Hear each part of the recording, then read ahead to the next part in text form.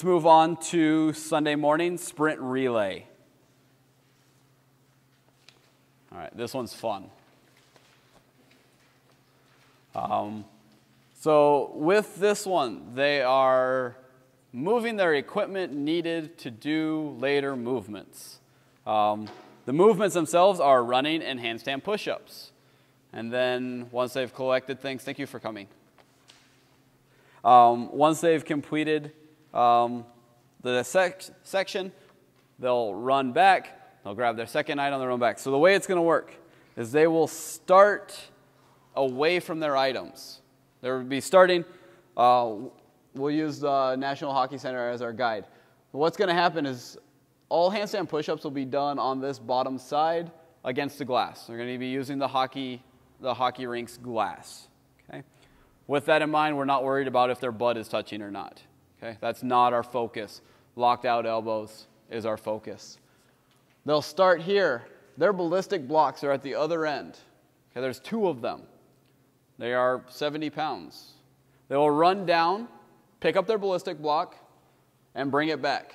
Okay? They'll just set it off to the side. They'll do their 20 handstand push-ups. Okay? Just regular 20 handstand push-ups. There will be markers there for where everything needs to be set up. Okay? Once they've completed their 20th handstand push-up, they're going to run back down and grab the second ballistic block, bring it back. They're then going to set them up so it's 9 inches, and we'll demonstrate what all this looks like on Sunday, what it'll look like. You guys will all be there to see it, so you're not confused. We'll make lots of marks so that it's very understanding of where those ballistic blocks need to be. Both ballistic blocks are up, their hands go on it, they do 10 deficit handstand push-ups. That means top of the head touching the padded mat that's there and hitting full lockout at the top. With the handstand push-up, the rep does not start until they are fully locked out. Meaning if they kick up and they start in the bottom of their deficit and then kick up, once they've kicked up, now they've started. They go back down, now they've done 1. They don't start here, press up and get 1. Nope. They must go all the way down, all the way up. That's how you get a rep. Okay, so if you start at the bottom, it's wasted effort. Okay, that's up to them. Some people start that way. That's fine. They're just not getting a rep counted for it. Okay?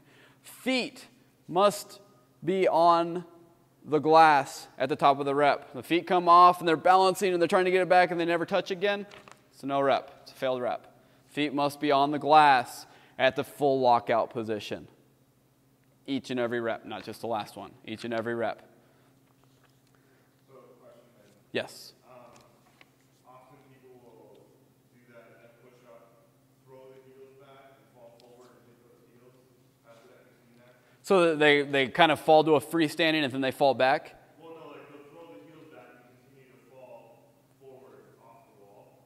Yeah, if they're not attached to the wall at the lockout, like there was never any locked out and full contact. Right, so it's not just about the heels touching, they have to actually be vertically stable. Yes. Yeah. They can. Yeah. That whole bobble and kind of like one foot's kind of tapping it, trying to grab it, so to speak. No, both feet full control at the top.